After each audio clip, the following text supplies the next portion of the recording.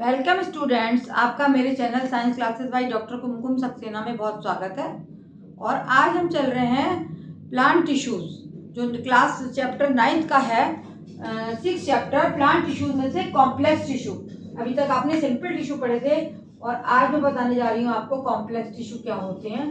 Complex tissues में से आप आज पार्ट पढ़ेंगे फ्लोएम या कोशवाहा, है ना। कॉम्प्लेक्स टिश्यू जो कई कोशिकाओं से बने होते हैं, कई प्रकार की कोशिकाओं से। एक प्रकार की कोशिका नहीं होती, इसमें जटिल कई प्रकार की कोशिकाएं होती हैं, उनको हम बोलते हैं कॉम्प्लेक्स टिश्यू में से जाइलम। मैंने आपको बता दिया कि जाइलम का कार्य है पौधों से, जड़ों से लिए पानी को ऊपर तक पहुंचाना, पौधे के विभिन्न भागों में पहुंचाना, और जो मृदा में खनिज लवण होते हैं उनको भी पौधे के विभिन्न भागों में पहुंचाना। आज हम आपको बताएंगे फ्लोएम के बारे में। कोशवाहा या फ्लोएम, ये क्या चीज है? फ्लोएम, है ना। इसकी कोशिका भित्ति कैसी होती है? दृढ़ होती है, लिग्निन युक्त होती है।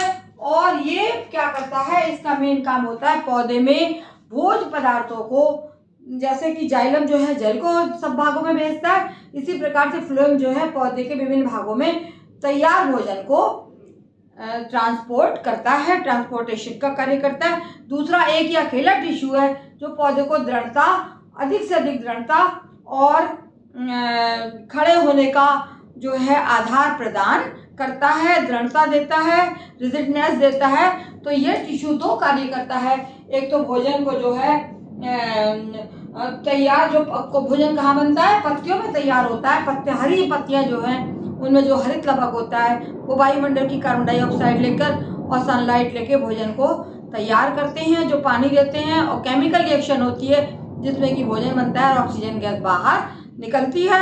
बट ये भोजन केवल पत्तियां बनाती हैं, फिर हर पौधे के हर भाग को कैसे मिलेगा? तो जो फ्लोएम टिश्यू है ये भोजन को विभिन्न भागों में पहुंचाता है पौधे के। इसमें 4 प्रकार की कोशिकाएं होती हैं। पहला है चलनी ट्यूब्स, आप देख रहे हैं ये सीड ट्यूब, ये कोशिकाएं जो है वो चलनी ट्यूब्स हैं। और ये क्या है? ये विशेष रचनाएं होती हैं जो ये आपका क्या है? ये टीरियस ऑफ फ्लोएम है ना। वैसे नलिकाकार अनेक लंबी और सजीव कोशिकाएं जो कतार में जुड़ जाती हैं तो इनकी रचना होती है, और इनकी रचना में अनेक छिद्र होते हैं जिससे चलनी के आकार के होते हैं, और इनको क्या बोला जाता है? इनको चलनी ट्यूब्स बोला जाता है, ठीक है। और ये चलनी जो है के आकार की कोशिकाएं ही भोजन को ट्रांसपोर्ट करती हैं। दूसरे हैं कंपेनियन सेल्स, है ना। ये कोशिकाएं लंबी, पतली और चालनी कोशिकाओं के पार्श्व में, कौन सी कंपेनियन सेल्स? ये कहाँ? इनके साइड वाइज जो है, इनके साइड वाइज ये कोशिकाएं होती हैं, पाई जाती हैं। और ये केवल काय में पाई जाती हैं? ये केवल आवृत बीजी पौधों में पाई जाती है जिनके बीज ढके होते हैं। अनावृत बीजी पौधों में ये कोशिकाएं नहीं पाई जाती हैं। इनको कहते हैं कंपेनियन सेल्स, जिसमें जीव तरफ भरा हुआ है और एक बड़ा सा इसमें न्यूक्लियाई भी पाया जाता है, एक बड़ा केंद्र तथा, और इसमें जो ये सब क्या भरा हुआ है? जीव तरफ भरा है, और इसमें जो है एक बड़ा सा न्यूक्लियस भी पाया जाता है, सारा प्रोटोप्लाज्म भरा हुआ है। तीसरी प्रकार की कोशिका है फ्लोएम पैरेन्काइमा, है ना।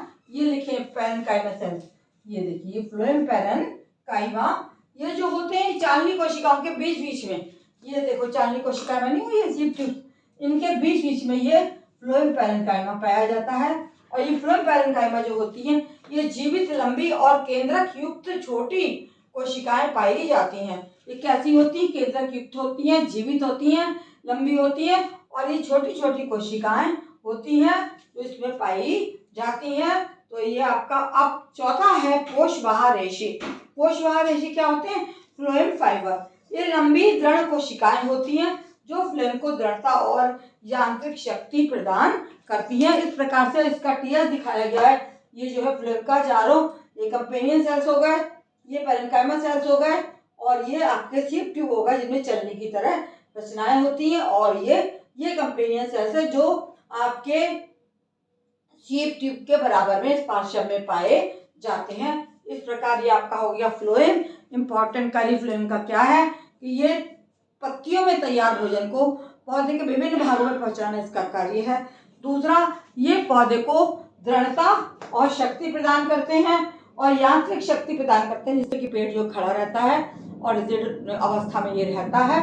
इस प्रकार से इसका भी कार्य, फ्लोएम टिश्यू का कार्य भी बहुत इंपॉर्टेंट होता है। अब आते हैं संवहन बंडल।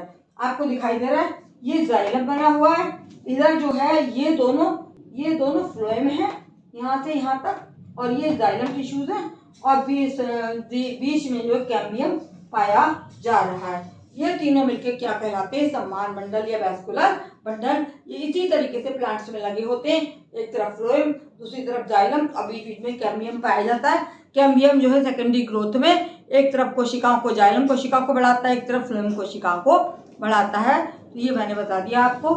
मेरा चैनल बच्चों यदि सब्सक्राइब ना किया हो तो सब्सक्राइब करें, और जितना भी हो सकता है आप अपने दोस्तों को शेयर करें और मेरे चैनल को देखते रहें।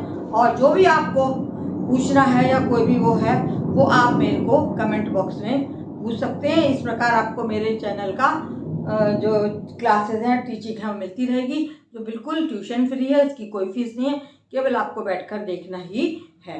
आज बता दिया मैंने आपको फ्लोएम टिश्यू।